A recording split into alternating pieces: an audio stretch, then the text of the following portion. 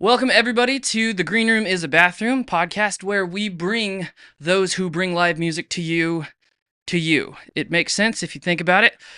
Don't think about it too much, though. Today, I have a very special guest, totally unrelated, just the same last name, and I've known him my entire life, Mr. John Keating. Hello. Good morning. Good night. I don't know when they're going to see this. So, hello. No one's going to see it anyways. It's Oh, all good. okay. But, so we are doing, I'm on the wrong breakdown. There's the breakdown. We are doing a few things today. This will be one of the 3 launched episodes all at the front. So we have the special privilege of filming the last of the launch episodes. I believe this is number 6 that I've actually done. So a little peek behind the curtain to show you how everything's just fake in this world, and don't worry about it. But we have a few games today. We have a few things that we're going to do. And you're just going to kind of let me be as I ramble on and do all that kind of stuff. But before we get into it, tell us who you are. What do you do? Why would I bring you on? Well, I am your dad, so you had my number. I did. So there's that. I run a couple tribute. It was really one tribute band, a couple different names. Mark is in both bands. Woody and the Longboards, our Beach Boys tribute, and Heartache Tonight, our Eagles tribute, which always ends up being a lot more than just that when we get hired, as it never stays with just the one act. But that's why I'm here. That's not all I do. That does make sense. That makes sense. But being your dad and being your boss part of the time, and absolutely. And that's the music that brought me here. So there you go. That makes sense, right? So he is one of those people that brings live music to you. So I figured, since he is my very first connection to the idea of even doing live music, I wouldn't have had all the guitars growing up to try, or the drum set to learn on, or anything like that. I learned drums on an electric kit, but I made sure everybody in the house heard it, so I plugged it into an amp instead of using headphones, which I totally could have done. You use headphones some of the time. Sometimes. I remember we had a neighbor down the hill complain about you playing, and they were hearing you, and you were using headphones. Oh, that was an acoustic kit. She was no. Yeah, this is at the new house. I didn't. No. It was the electric kit, and she could hear the clicking through the window, and I was like, oh well, it's daytime. Was this the old house? Or the... No. No, I didn't play an electric kit at the old house, or at the new house. Oh, sure you did. I bought my Pearl. Oh my gosh, Pearl Export series, and I blasted it, which is why I don't have great hearing anymore. Yeah, but you did. This was. I just remember it being the electric kit, and why I thought that was being ridiculous. But she could hear it. You needed your window open, probably because the AC wasn't doing its job or whatever.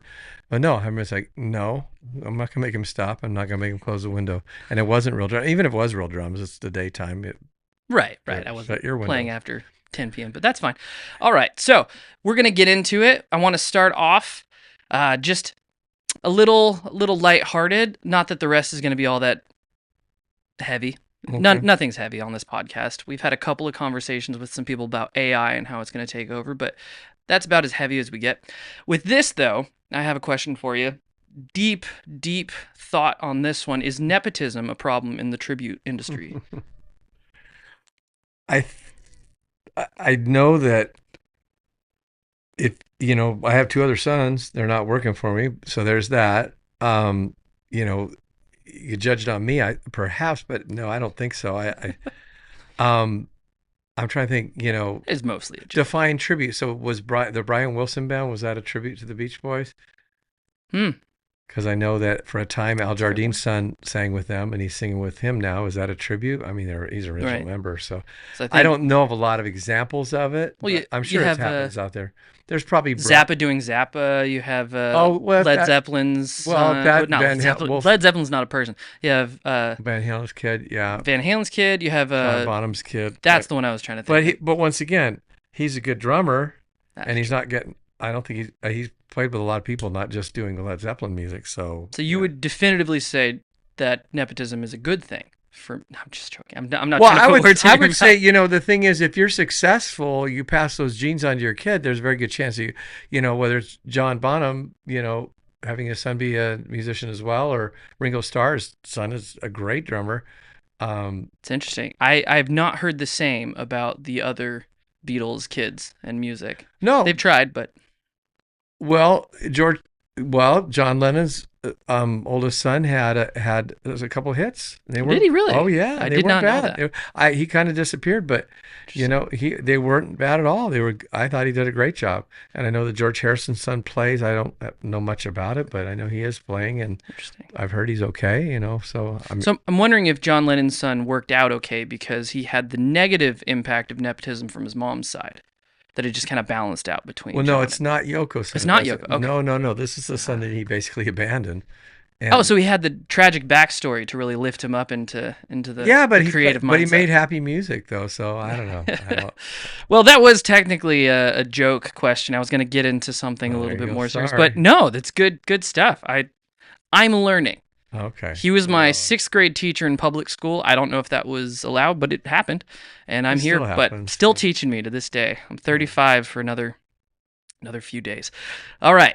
Follow up to that. I had this just in case that didn't go long, but it did. it went all right. But I'm going to ask you this anyways. What is your funniest story related to doing live music, and does it have anything to do with airport sushi? Oh, so you want to? Well, You don't have to tell I that wasn't one, but immediately going there, okay. but yeah, I wasn't there for that one, but I've you heard it weren't there. enough. Yeah, our drummer at the time, he had That was just. his first show, I thought, with you guys. I think it was. Yeah, we were Was it? flying to Florida, and he had just bought new shoes to match what we were wearing at the time, Probably and really some nice. guy gets on and throws up, and it gets his shoes. But I just remember him. What was Sushi Done Me Wrong, I think, sushi? was the. The sushi done me wrong. That's right. Yeah. Done me wrong, bro. Done Me Wrong, bro. I'm sorry, I Yeah, that forgot that was last yeah, part. and it did some other people wrong as well because it didn't smell so great. We had to stop and clean the plane. And no, I Oh, just wait, I'm sorry. Pause real quick. You said stop and clean the. You. well, I mean, we were just getting on, so it Oh, delayed okay. delayed I the was flight. thinking, They all didn't right, flying land. to Florida, stop in No, no, Nebraska no. to We were clean it. coming Okay. home as I Oh, I okay. once Okay. again you could check with Ricky. I don't I know. might have a background. I think we were headed home, and that happened. But It's not good either I way. don't know if that's the funniest because we've had some real characters. There was one, and I'm not trying to embarrass anybody. We don't have to use names. We had a musician, well, maybe not, that It's someone in the was band. convinced that there was a system for winning at Scratchers. Right, You've heard right, that right. one. I have Heard heard that that one. one as well. That was Again, you not were in the band at the you weren't time, in the but band at the time. Um, he may have yeah, replaced me. a lot of other funny things, but on the off chance that the person involved might hear it. It's not anybody who's with us right now, but I'm not. I don't want to hurt anybody, but that we could make a whole. Matter of fact, someone who used to be in the band was trying to write a script for called Tribute Band that, and there was one character in there was one member in our band that would have been a classic television character. Wasn't the greatest person to play with. Wasn't much of a musician, but man, would have made episode after episode of true stories that no one would believe that was true. That's right. That I do need to start a petition to get that guy on this yeah, podcast. I would love to talk to not the character. no, I The guy know writing. he is the character. I mean, it's just saying he played. Yeah, he played himself, and he was a character. Oh, I mean, I know what you mean. Mr. JW. I want to get him on it to talk about Oh, his the pilot. one. Oh, Yeah, the one the one writing. who was looking to create it. Yes, Yeah, I yes, think he'd yes. like to resurrect it. Yeah. Well, we'll Start a see. campaign. It My would be. fives of subscribers will help petition. It would be a great. Well, just I don't know. Any idea with the right writer could be a great, show. But it was written for him. Yeah. If you were there and saw the things we saw, and the just the lunacy coming from one person in particular, it was just hilarious in hindsight that we still tell these stories all the time, and people that never played with us individual. And he was a nice guy in his own way. The person who wants to create the Right. show did not think so, but I did, and yeah. Well, anyway, it'd be interesting. It would be interesting. It would be interesting. I'm just glad to know that it ain't me, babe. No, it's not. Oh well, that's fine. All right, moving right along to segment 2. We're kind of powering through this, but I think we're getting some good stuff. It's nice. It's almost like we have a natural back and forth, unlike some of the conversations I've had, which is sort of like you create that back and forth, but we kind of have a rapport given the Well, you'd hope, roughly right? 35 years of relationship that we've Plus, had. working together so much. There's that too. Yeah. All right, so this is the hot seat one. This is the one that I did not. I have given my dad the least amount of foreknowledge for what the show is going to be like of anybody that I've had in this chair, and I think that's probably not fair. but at least he can take it out on me by doing that in an upcoming show, whereas everybody else probably just has to deal with it. So, but for today, little backstory. I grew up in the backseat of my dad's car listening to songs from the 60s and 70s, maybe occasionally an 80s song we get in there, if he didn't get to the dial fast enough. And it just seemed like every single song that came on, he knew the lyrics, he knew who wrote it, and he knew what year it was written. Now, to be fair, back then there was no iPhone, there was no smartphone for me to check.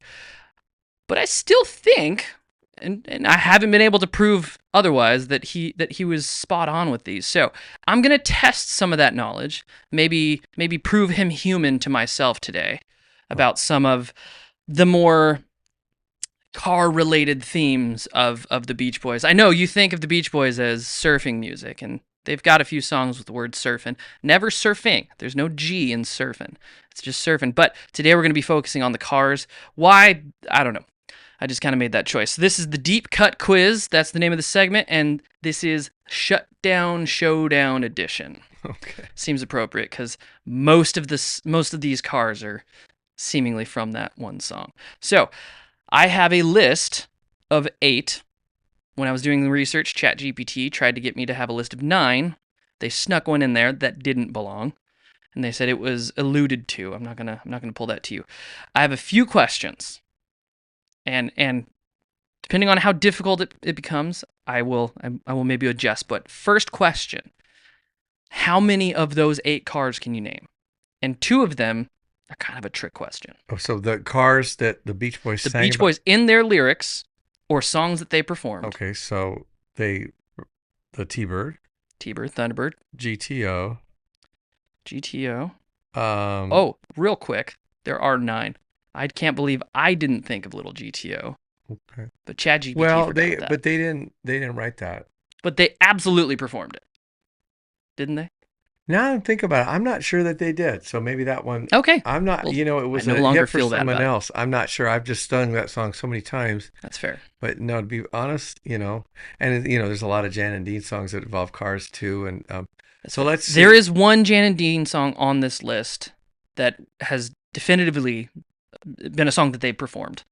I will say, I won't, but I'm tempted to cut out the middle part there to make myself look better. But I'll try and be honest. All right, so Okay, so for the most part, other than 409, which is not a car, it's an engine.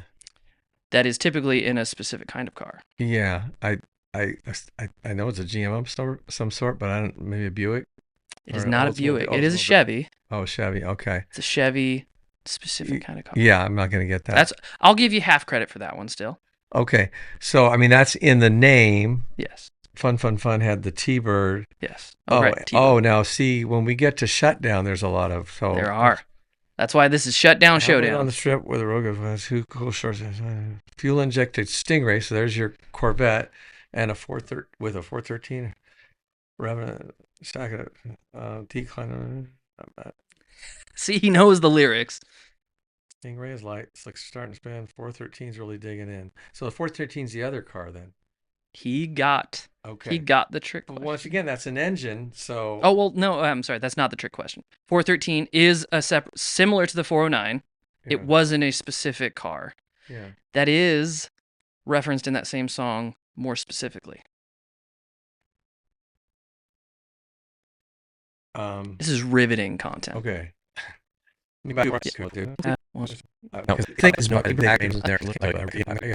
All right, so let's see. What other cars were... Oh, there's got to be Woody.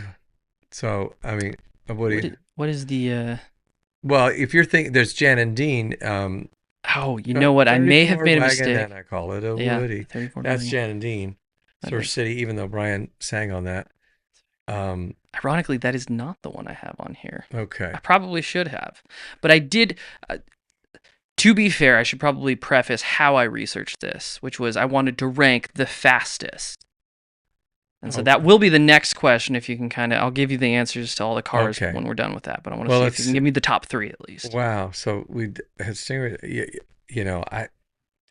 I'm starting to run out of songs. Let's see. That we call them the cartoons because If we they're do call them car. the cartoons. So Shutdown, 409. I think you got all the songs, Well, there's other ones like there's Car Club Cutie off their first album. I mean, there's a bunch. as everybody knows. No, there's nobody Yeah. knows, but I'm sure there's plenty of other cartoons that I don't know, maybe I never even heard. So Oh, let's see. If I got all the songs, then I'd have to go through all the lyrics, and that's going to get you I an think there's incredibly one boring show. song that is unfair on this list. That is a Jan and Dean song that you just kind of have to take a stab in the dark with which song it is. Well, the probably the one about James Dean, probably because he It's not. it's not It's about a not city. not Dead Man's Curve. Oh, Surf City. Okay. Well, I said It's not that city. It's a different city that Little Lady from Pasadena. So what did she drive? Because that's not a Beach Boys song. it's not. It's I've not. never sung But that song, but I the played Beach it. Boys do perform it live often. Do they? Okay. I've Starting to performed, see the I holes in performed that. ChatGPT. Well, I've performed that once. I've never seen it on their set list, but that doesn't mean they don't do it. They didn't do it when I saw them. And by they, you mean The Beach Mike Love at this Mike point. Love and a bunch of guys I know. Yeah. Well, I know some of them, but let's see. So I already forgot what song we. Oh, Little Lady from Pasadena. So it's in a garage. Let's see. I can't even remember how the song starts. Ever say nobody clean? Pasadena. Yeah, yeah. You have to get that down. Everybody's saying there's nobody cleaner than the Little Lady from Pasadena. Sotero, it's a Ford. That much I know. I didn't get that. No? Okay. Sotero, Colorado before. She's over Pasadena. All right, you have, I think, between the two halves that you got, I think all but maybe one or two. So I'm going to go through the list real quick. Okay. Because two of them are definitely, Okay. I'm being a stinker on some of these. So Okay. you got Chevrolet Corvette Stingray. Okay. 413 was a Dodge Max Wedge. That's the super stock Dodge. Okay, never even heard of it. Super stock Dodge, I would have Yeah, also taken. I drive a Dodge Challenger. I never heard of that. Nor have I. Yeah. Then we have little Deuce Coupe you got. That's a 1932 Ford hot rodded out Deuce Coupe. You have the Chevrolet 409, which is an Impala, apparently. Okay. I didn't know. Everybody drove Impalas when I was a kid. That makes sense. Except Then you my have dad. then you have the Thunderbird, the T-Bird, as you said. Yeah. Then we have, this is the stinker kind of one in there, the base Corvette. And So what not song is it? specifically, I don't Oh, know. a base model Corvette. Base model Corvette. Yeah.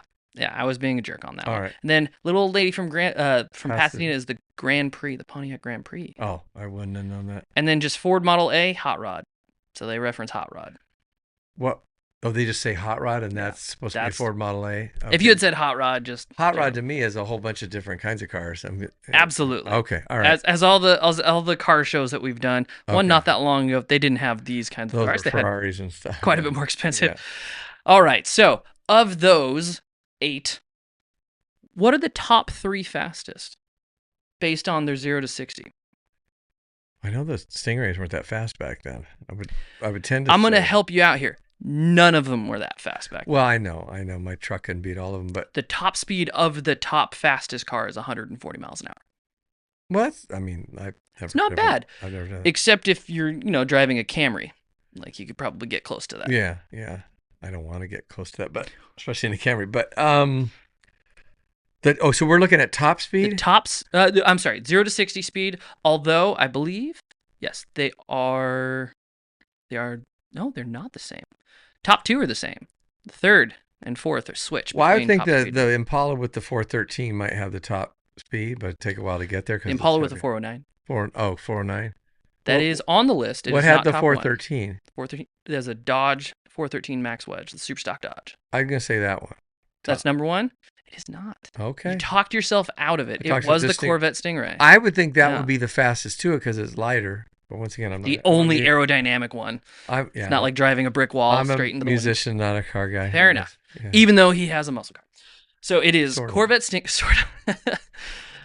It's the Corvette Stingray, 140 miles an hour top speed, Dodge 413 Max Wedge. I don't know what that looks like. 130, and then the Chevy 409, the Impala, is anywhere from 120 to 130, depending on, I guess, how long the runway strip you have. Station wagon up to 110 when I was a kid, so It's pretty funny. it had a big old engine that was coming.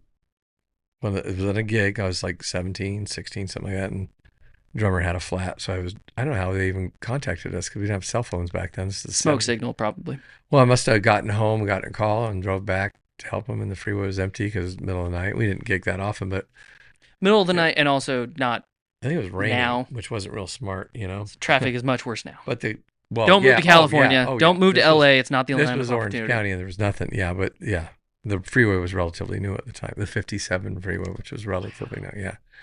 Sorry. Not the freeway as a concept, but No, that particular one. It's not that long ago. Yeah, not that many people lived up where we were headed. Anyway.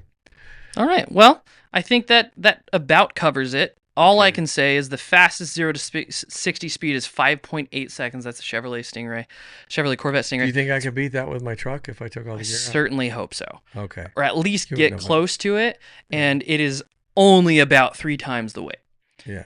Maybe a little bit more. All right, so segment 3. We are moving right along. I like it. It's quick, but also I think it's good content. We are getting to the last section, and this I believe I'm calling serious journalism because it's just regular interview questions, and none of them are all that serious. But so for our unaware audience, the 2 people that'll watch this that don't also have the last name Keating, what do you do besides tribute band stuff? I'm a 5th grade teacher. Okay, he is a teacher. I mean, if you're talking career, Yeah. Okay. That is absolutely what I was going for. Okay. My follow-up question. And throughout your illustrious career as an educator, you could have called yourself an educator, been more flowery with your language. And I may have given this away earlier, but does a single pupil come to mind, one that stands out, maybe unique, favored among the rest, perhaps a giant of a person with a kind heart or brilliant mind? And follow-up, you are also aware that I was a student of yours. Yeah, Yes? so I Okay. guess you answered your own question then, huh? I don't think so. He stands out because he was 5'9" in 6th grade. He was the that is second true. tallest person on campus, I think, tied with one other teacher. So Second or third, yeah. Yeah. You definitely had me beat. I had you beat, yeah. But Go figure. yeah, but you have bigger feet. So I did. yeah. So yeah, you definitely stood out as a student too. Sweet. He's All right. gonna- Don't need to harp on that for too long. He The rest of the wants to. questions are a little bit more relevant. That one I just wanted to answer them. I couldn't. Yeah, I wanted to puff myself up a little steered. bit. Got to encourage myself as I'm still struggling through the waters of 3 subscribers. So, we have real questions, which is back to the education. Would you say teaching is actually a good career to balance the running of managing and performing in a tribute band? Yeah, I think so because you have the summers off, which is when you're busiest. You don't have to work real late. I get in real early, and so I can get out at a pretty reasonable time. So if I have a gig later, I can do it. I get a lot of things. Everything's on my phone pretty much. So I have to wait till the break to make the calls or to send the emails or bids or whatever. But I can get that done when I have lunch break or whatever.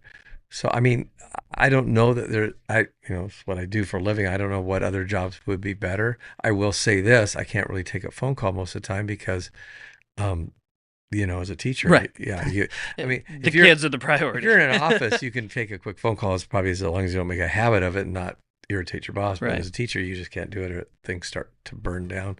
Well, ironically, would you say it's definitively better than, for those also that are unaware, used to be a music retailer? I think I've mentioned that on a different podcast. Okay. Would you say it's better than that? Like you owned the store, so it's not as if. I would say if I was to run it, you see, I had more freedom while I was there. Right. So I might have more freedom to do it, but I always seem to have something I had to do. I don't know. That's just a horrible career being in retail. I'm sorry. And the hours are terrible. And yeah, so I don't know. That would not be a great way to do it.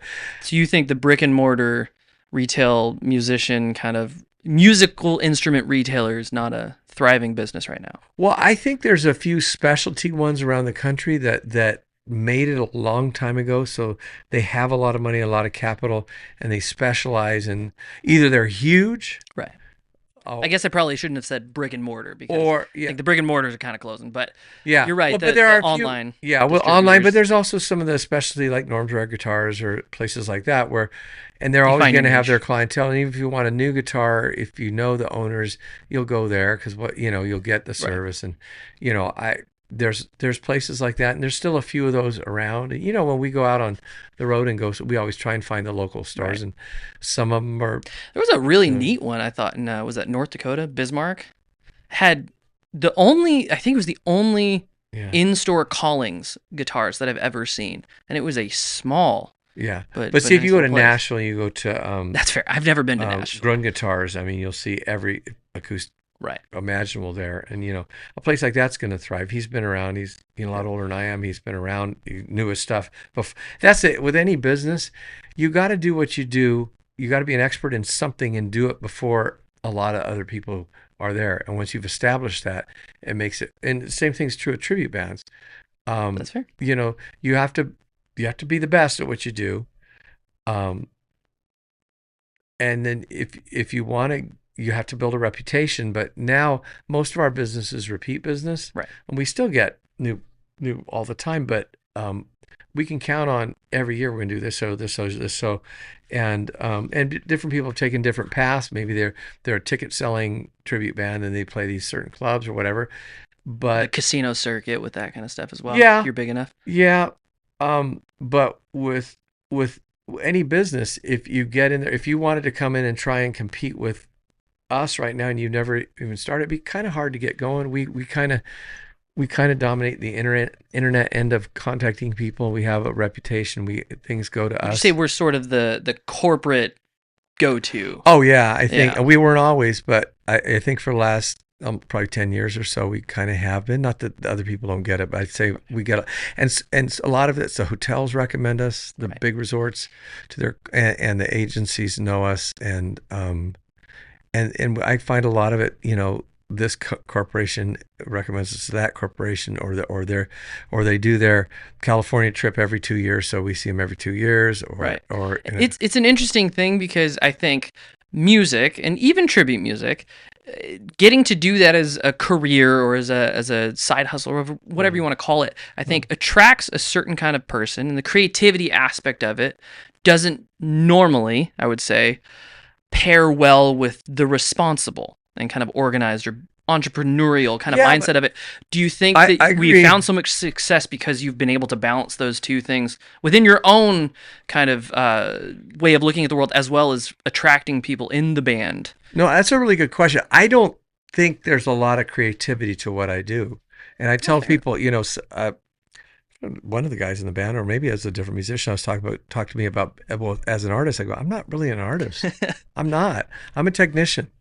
You give me a guitar, I can do whatever you want me to do. But if you want me to write, you're an artist. You've written songs. That's never been what I have my terrible album over there. That was a terrible album. You were what, 18 years old or whatever? 21. Okay, whatever. I mean, you had an album out when you're 21. That's something. You wrote songs. I've never written that many songs in my life. I'm not an artist. Either is the first violinist of the world's best symphony. That's a fair point. The number one. The first tribute bands were orchestras. It's funny. I've had conversations with some people about. So, for example, it's funny. You were one of my first worship leaders. Then I became your worship leader later. But I've had the question: are worship bands just cover bands?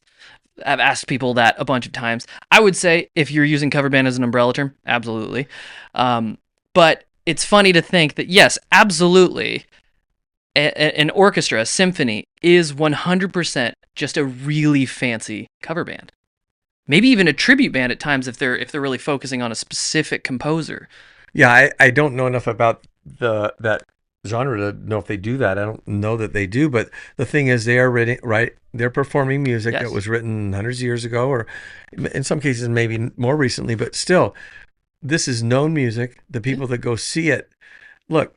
If you don't know the music and you go to an orchestral thing, you're probably going to fall asleep. You know what I'm saying? Because if that was something you liked, you'd already be listening to it. That's a good point. You're going to say, I'm going to go see the LA Symphony perform this Mozart concerto or whatever. And I'm no expert on any of that. You know what it sounds like before you get there. You want to hear them do it.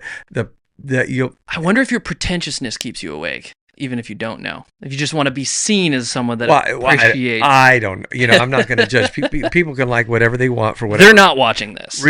No, but even if they were, I'm not saying no. I'm whatever people like, they like. But yeah, the typical music, the best musicians to me are not artists. I'm like, let's be honest.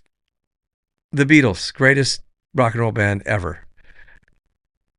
Ringo would be good enough to be a drummer in my band. Absolutely. Great drummer. Yes. Paul would be a good enough bass player. I don't think either of the guitar players would be good enough. Maybe Like, if we're George towards the end of his we're life. just doing the Beach Boys stuff, but Oh, that's fair. yeah, no Nothing- problem. But when we branch out into other things, or you have to ad lib, George was not good at that. He would painstakingly come up with the parts, and then wasn't super versatile with sounds and things like that. Sorry, not good enough. Singing, fantastic, of course, Right. but the best artists, and so I'm not an artist. I'm a technician. You want me to That's play fair. a Beatles song right now? Let me listen to it once. I'll play note for note what they did then.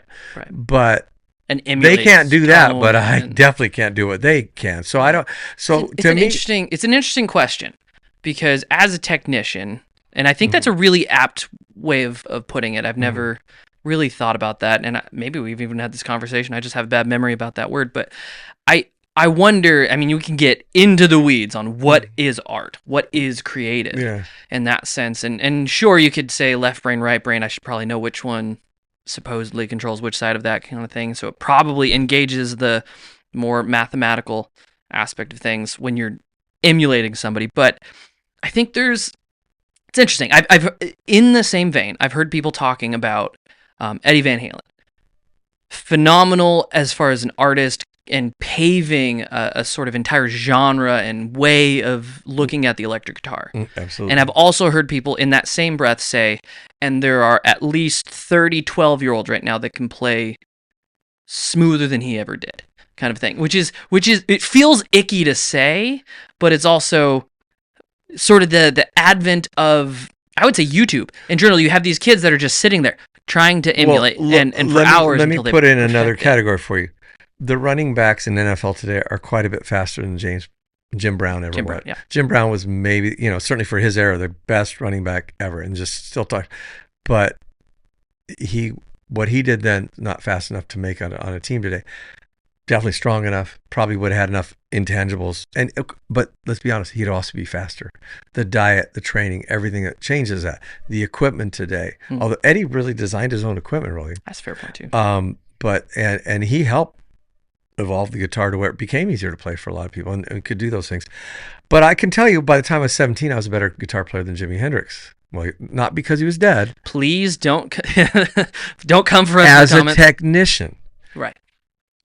Creative wise, I'm not an artist. He created a whole, so many things about Right. guitar, which I guess could it's easily emulate, Yeah.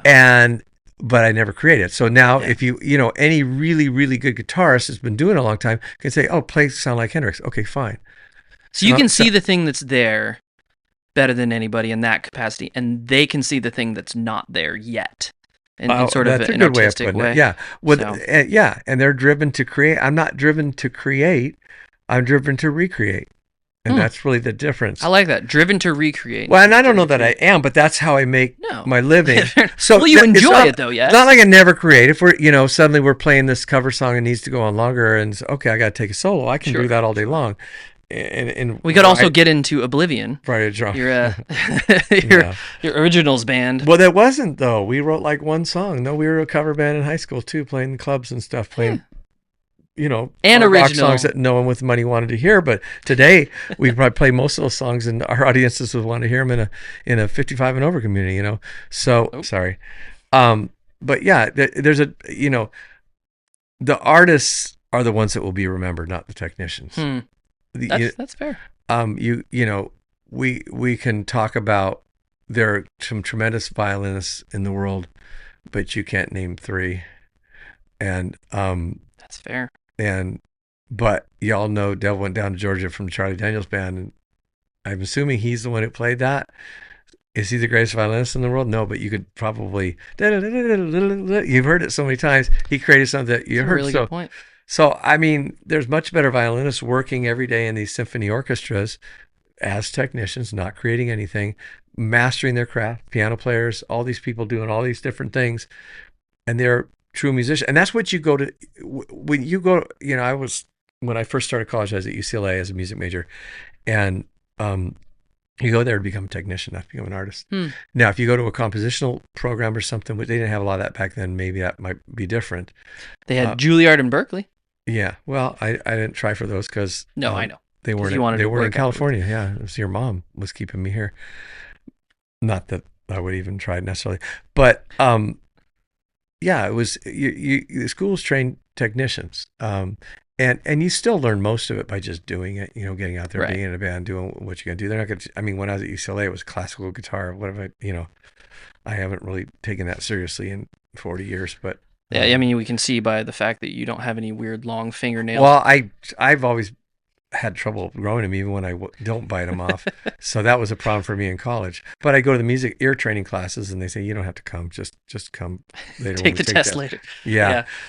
Because I had all that ear training. I could solo on a variety of instruments before I ever got there. And the trombone player in the marching band, he's never played a chord in his life. So he doesn't, they didn't know the difference between a minor and a major chord.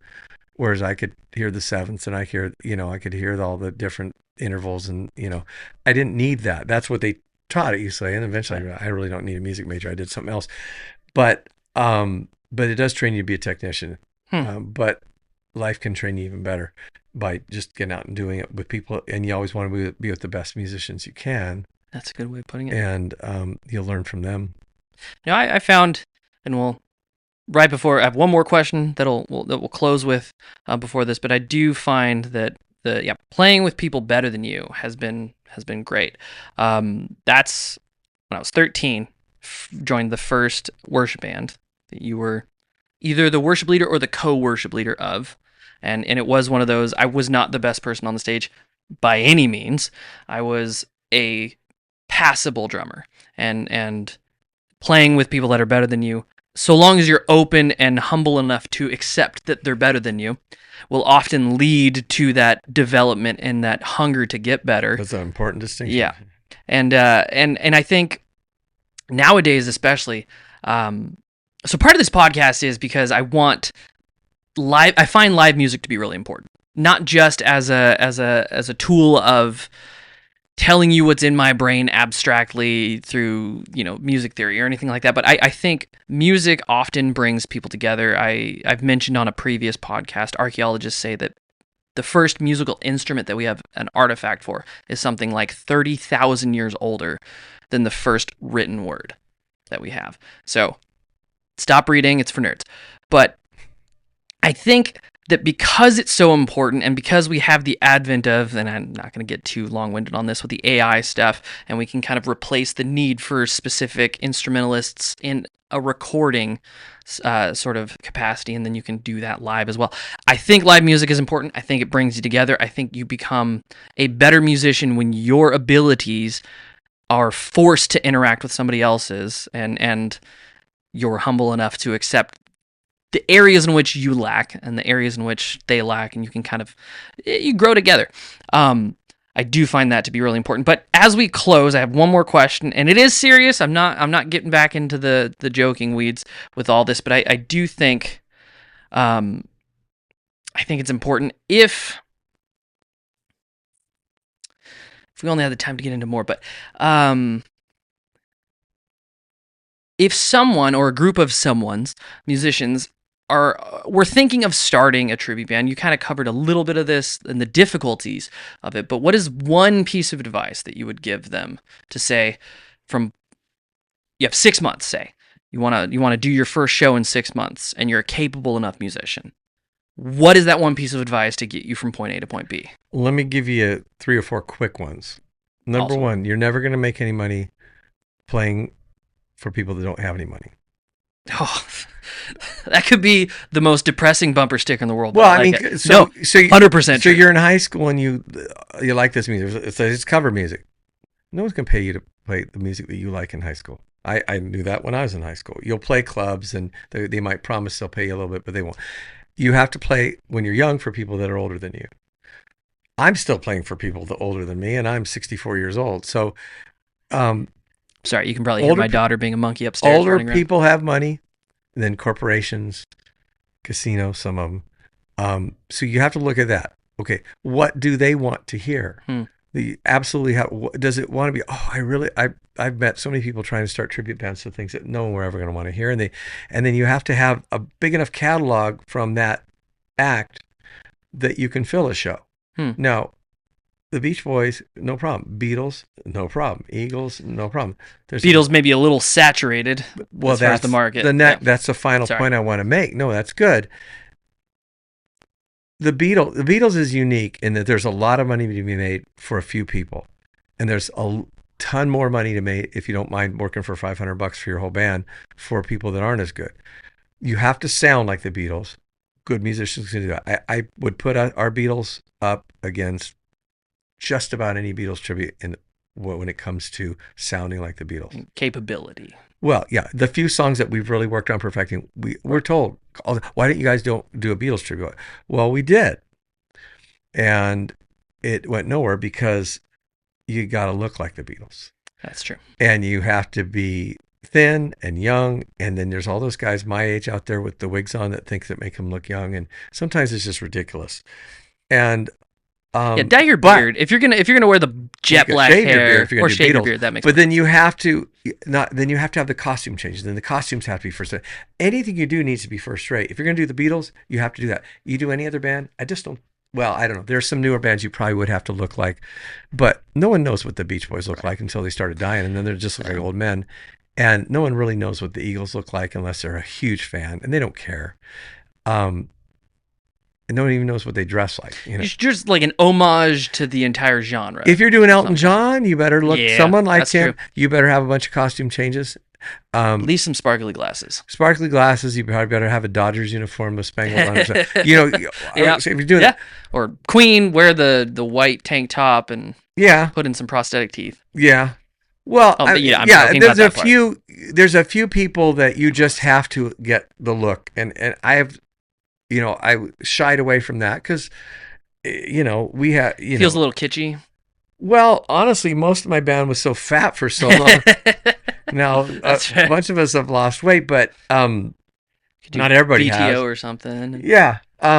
So the look is important, was fun. First, depending on the band, you don't necessarily have to look like the band. Here's another thing.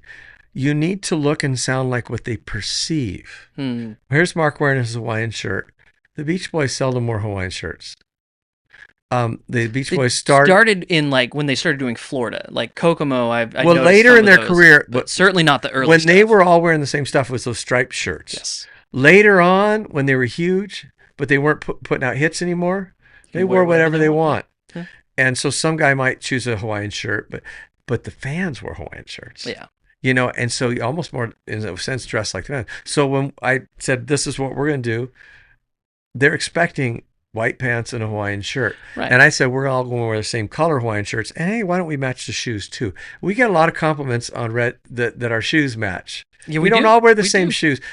Now that there's Amazon, it's so easy to get our red Hawaiian shirts. That way, a lot of us are starting to wear the same Hawaiian shirts. This is my only unique one. I have two of the other one because, again, as my dad mentioned, a lot of us lost weight.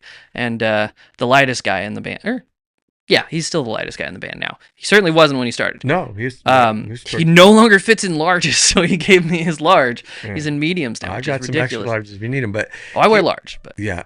But he lost 100 pounds or something like that. Yes. So now he can probably do the Beatles. Yeah. But no, I'm the weight I should be now, and I still weigh 20 pounds too much to be a Beatle. So, I think. But here's the other thing I want to say: if you're doing it, are you looking on a national level? Or are you looking local? I looked national when I first started, but I'm tired of flying. And we get most of our work. We're doing Eagles and Beach Boys, and we're getting tons of corporate work in California. Why? Because you come to California to see California. Yeah. You go to Hawaii to see the Polynesian Act doing. So we're California's version of that. At least that's what I want to portray us as.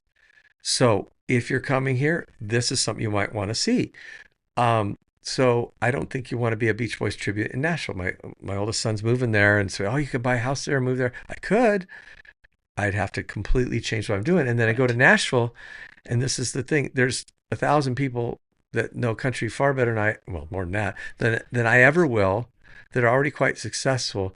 I'm not going to be able to come in there and break into that. And I'm not going to be able to sell a Beach Boys tribute in Nashville. because most of the work is in California. There is work around the country. We do it sometimes. It's pretty expensive to fly us out there for a one-off, but we do it.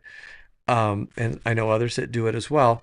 You might get some in Florida, but that's Jimmy Buffett territory. Oh, sure. Yeah, And so I'm is sure Texas. I'm sure you could pair the. Sure, you could pair the two, but I'm sorry. You said Jimmy Buffett is Texas. Oh, I get a lot of calls. The Gulf Coast. The Interesting. Gulf Coast. I get It's really, okay. That you're makes not sense. really Like not that. Houston You're area. really not that far, Galveston. You're not that far Okay. from that whole Yeah, Gulf thing. that's a good point. And the thing Just is, never thought of that. but here's the thing: you have to understand that many musicians don't. Not everybody can put together a Beach Boys tribute. That's true. Pretty much anybody can put together a Jimmy Buffett tribute. You just have to shout pickles or something like onions. You don't. I mean, don't get me wrong. He has top-notch musicians in his band, No, sure. but they don't have to be. Right, And and more he's important, he's fun. To be fair, Absolutely, put on a don't great listen show. to him on my free time, but he is an interesting enough songwriter that There's as long as you don't take yourself too seriously, I think you can. I think you can find tremendous some fun in demand for that music that. Yes. for people my age and older. Tremendous demand, lots of money to be made, but there's too many people that can do it, so there's too many people doing it, so that drives down the price. Yes. As far as Beach Boys tributes, there's maybe 4 or 5 legitimate Beach Boys tributes in the country. And we know most of the guys. Yeah, I think there's only one I don't really know the people in. And unless you want to call Brian Wilson band's broken up. Al Jardine's got a tour thing going now. Yeah. If you call Brian Wilson band's not doing anything. Yeah, they were tremendous. Post. Yeah, well, I know, but they weren't prior to his. Fair death, enough. Fair enough. I knew a couple guys in that band, and they were just amazing. But they had 10 musicians. They doubled every vocal part, just like they did on the albums. But you got to pick something that isn't already taking. Unless you can come and say, "Hey, Fab Four came along about the same time my previous band in the '90s, and there were plenty of Beatles tributes. But the only thing there was a tribute to was Beatles back then, and they were just better than everybody else. They really were. And then an agent who recently passed, he got a hold of them and said, I'm gonna make some money, and he did. He made himself some money, and now they got multiple casts, but they kept their standards so high that there were only a couple other bands maybe in the country that were even in the same plane as them, so they could come in and do it. I know tons of Beach Boy tributes. I know some that think they're so good and they're really not, but they're okay, and most people okay is enough. But if you're competing with a lot of people, okay is going to keep that price range down. With Beach Boys, if you're not good, please don't do it. I mean, no, if you can't sing harmony, move along. If you don't have someone, at least one person with a really good falsetto in the band, yes, the Mike Love, anybody can do that. But he's the only one left. But I know. But sorry, once Mike. again, when if you want to come on the podcast, Mike, I'll totally have. When they tour, they have great singers with them. They do, and they have to. And but so if you're going to try and do something that's everybody else is already doing, why would they hire you over someone that's already got an established reputation? There's no reason. That's a really good thought. I think most creatives don't have. Why would I hire you if there's someone else who can do it better? So when I got into doing this, I knew that online booking was the future. And because I did that, and I got in when I did, I got in first with a company called Gig Masters. They're now called The Bash. And there wasn't a tribute. They didn't even have tribute categories. So they had oldies bands, and you could click on Beach, not Beach Boys. And so people come to me, and there were a couple other bands that were already working before we really were, and they already had a reputation. So I took a bunch of gigs early on for very low money to get build the reputation, because they would send comments, and you build that reputation. And pretty soon within a year or so, we became the number one oldies band, first in California and then the country.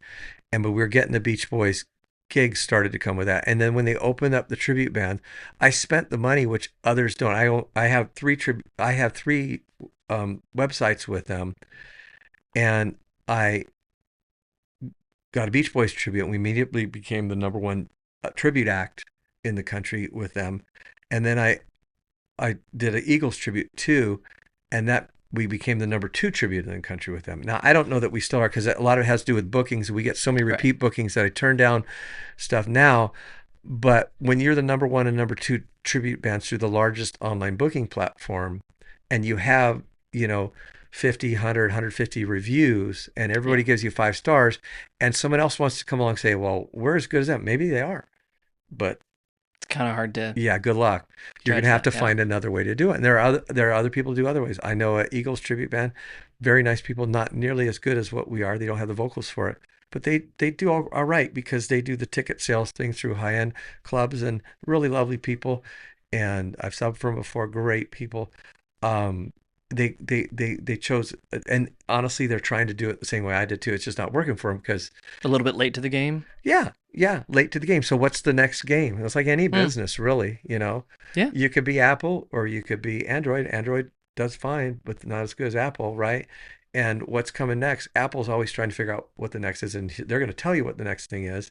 And I think in any Android, business, not to and get in it's the doing weeds, fine. Android's doing the what's next. Apple's just kind of, at this point, with Okay, Tim Cook, and that's a just good. kind of like, well, they figured that out. Let's just do that, but we already have the built in Yeah, I loyalty. think that's a good point. That works for a while. The American cars used to do that, Yeah.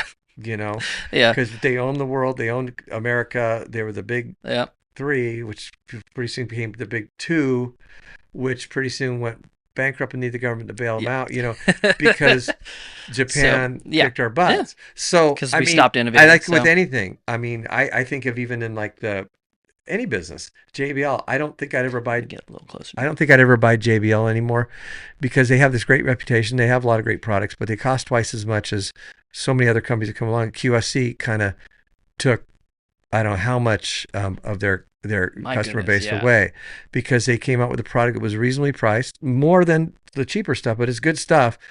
And to get something comfortable from JBL would cost you so much more. Yeah. It took QSC a while to take old farts like me to say, "Oh, JBL's the best," Yeah. and it's like That's fair. it's still good stuff, but for the bang for the buck, and there's other things out there. And I think that can happen. That could happen to us as well. Of What's course. next? I don't care because I'm old. But but This is what's next. yeah. Well, what's next is Maybe. I'm happy with what we're doing. I'm not trying to take business away from other people I know doing the same thing. If I know a band doing the same thing works at a certain casino, I'm never going to call that casino.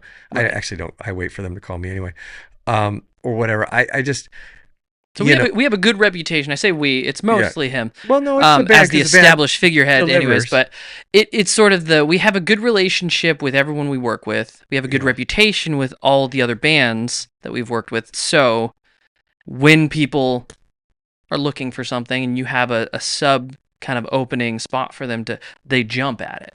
So they like working with you in that I sense. think so. I mean, I would assume because I don't have trouble doing that, but I think the thing is, no matter who you are, be thankful that you have work, that someone's paying you money to play, and even if it's Yeah. not your favorite.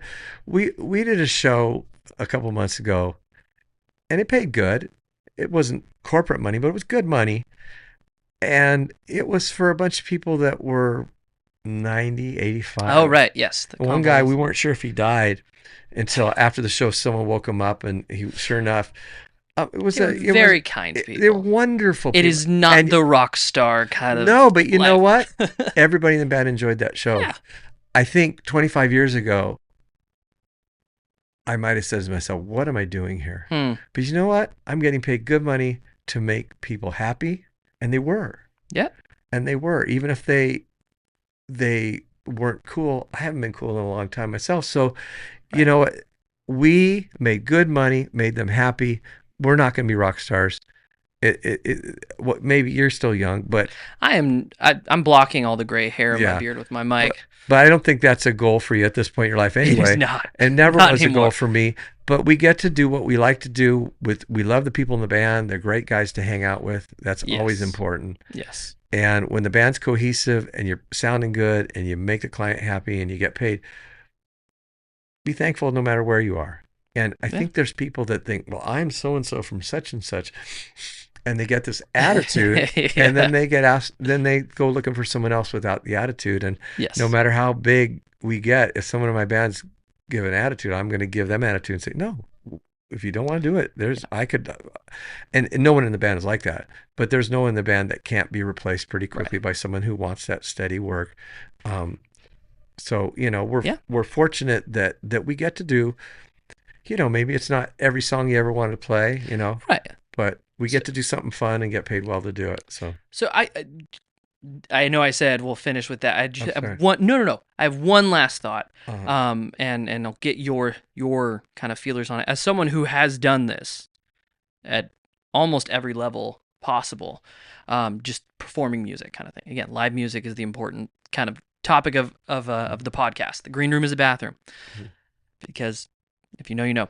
Um, if I were to do this again as a solo kind of artist, doing my own original music, but also wanting to make some money, my kind of mindset about it, and I kind of did some of this early on, and I just never kind of stuck with it, would be to, one, be very honest with myself. What do I sound like? What should I sound like? Write for that.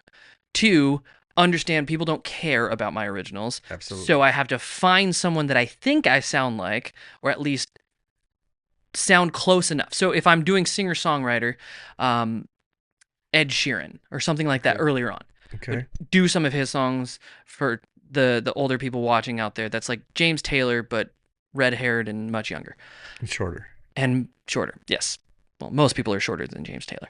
Anyways, so the idea being, okay, I want to do acoustic, singer-songwriter stuff. Find someone like that, try and work those things in, call a bunch of restaurants in the area, say, will you pay me $50 to play for like Or an hour or or two, do a tip jar. or do a tip You jar, might make more. that kind of thing. And so establish yourself, get your digital footprint now because of digital footprint's importance kind of stuff. And then just kind of work your own stuff into that. Is that a feasible? So for the 20-year-olds out there who Right. don't have a family that's Well, preventing them from going out on tour, definitely like this not an guy. expert, but I'm pretty good at figuring these things out. Right. My thought would be that you're pretty much right on. What you need to do, I think, is you do exactly what you said and keep working those same in a rotation, those same clubs, and see if people come back.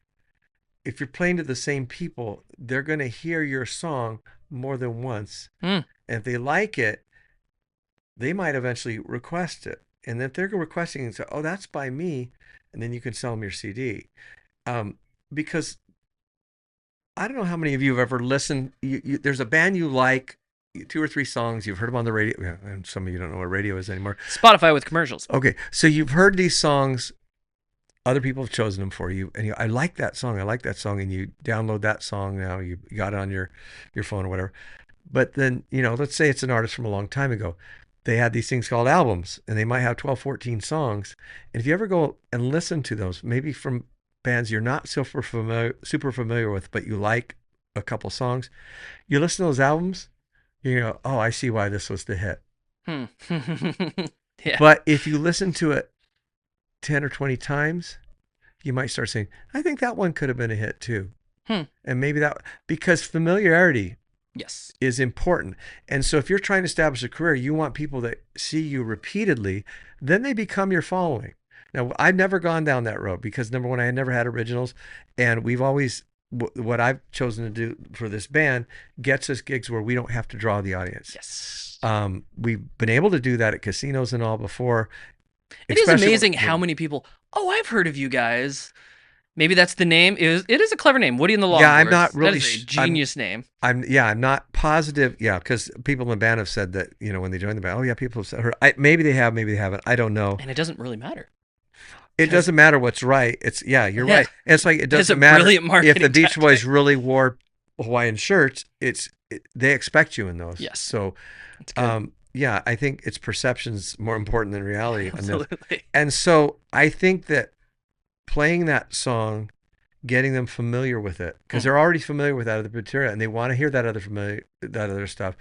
But if they're only hearing songs they're not familiar with, they're probably going to leave. Yes. They're probably not going to stick around. And that venue, that restaurant, that bar is not going to ask you back. No. And so you start with not even doing your originals. You start absolutely. You do the covers and make sure you do them in a way and see, that's one thing I think I've been pretty good at with our band is picking music. Obviously the Beach Boys and the Eagles, when we're doing tribute, it's picked for me. Yes. But occasionally I'll pick like that Midnight Flyer, picking that up. I knew that would work. It's not what you would refer to as an Eagles standard. No one's ever going to request it, but if they've seen us a few times, they're going to want to hear us Yeah. play again. But when we do, when we do a cover thing where Mixed we've bag. heard enough Beach Boys, we got 2 hours to go. The songs that I have chosen for us to do, it hasn't been 100% me, but mostly me. I knew they were going to work with our audience, and they've been very successful. I've seen others that are great musicians choose the wrong songs. Yes. They could do the songs that would work, but they don't, and that helps us be more successful. That's true.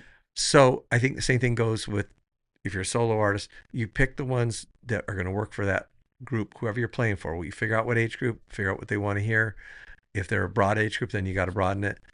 But there's young people that there's certain older songs they want to hear. Get that down, get a reputation for being really good at that, and then slip in slowly your own songs and make sure if they're the same people that are going to see, and they brought their friends because they really liked what you did last time, then they're going to hear this song over, and maybe they're going to like it, maybe they're going to buy it, and maybe they're going to ask for you to play it for their friend because you liked it so much, and maybe that friend will buy a CD. I think that's the way you do it. Or they'll find you online and all that kind of stuff. I agree. I think that's really good. I think that's good content right there. If you came to learn, hopefully you did. I do have a little surprise that I did not warn my dad about. I didn't warn him about anything, so why would I change that up? I've snuck a couple of song titles from a specific group into our conversation. Okay. I did this with one other person. I've been trying to do it with every person I've interviewed. Okay. I have forgotten almost every time. Okay. I tried to be real sneaky with this one. Okay. Do you have any idea? It is a band that was mostly popular, I believe, from 65 to 70. We do one of their songs, and someone on a recent show spoke about them and singing with them. Someone at our recent show spoke. At one of our recent shows, whether it's true or not. Are you talking about the guy that sang with Herman Hermits? Because he hired them. I forgot which band he had talked about. Disregard that. Yeah, he actually had hired them for work for. It is not them. Oh, okay. I had the wrong band. Okay, because I'm saying 65 to 70. I don't know. We played Turtles. We played one song by them from that era. Was that it? Yeah. Okay. It was the Turtles. I said, "Let Me Be." It ain't me, babe. Oh yeah. Oh, I got all those, but yeah. I snuck those in there. With a couple. It ain't you know me, what I mean? Yeah. I mean, I think "It Ain't Me, Babe" was written by Bob Dylan, and they covered it. But thank God. They have. If you've ever listened to them, I was just listening to. They have an album called The Singles, and there's about 30 of them, and a bunch I've never heard of. They can get really weird in a kind of. They're very funny. Yes. But some of their stuff, they were originally a surf band. I don't know if you knew that. I didn't. And they actually have some surf songs. And, So you would expect them to show up in the their lead singer is tremendous, great singer. The other singer just recently passed away. He's the one who does most of the weird stuff. But I would highly recommend listening to that. Because you go, oh, that's a great song. I know this. You're going to only know 3 or 4. Eleanor, you probably heard. She'd Rather Be With Me. It Ain't Me, Babe. And, of course, Happy Together. You might, maybe one other song but they've got some great songs that weren't huge hits. And then they have some things are so bad they're good. They've got a few of those that it's just worth hearing. All right. Well, I think that's about all the time we have today. Thank you guys for coming, listening, putting up with us, whatever it's called. This has been The Green Room is a Bathroom podcast. Have a great day.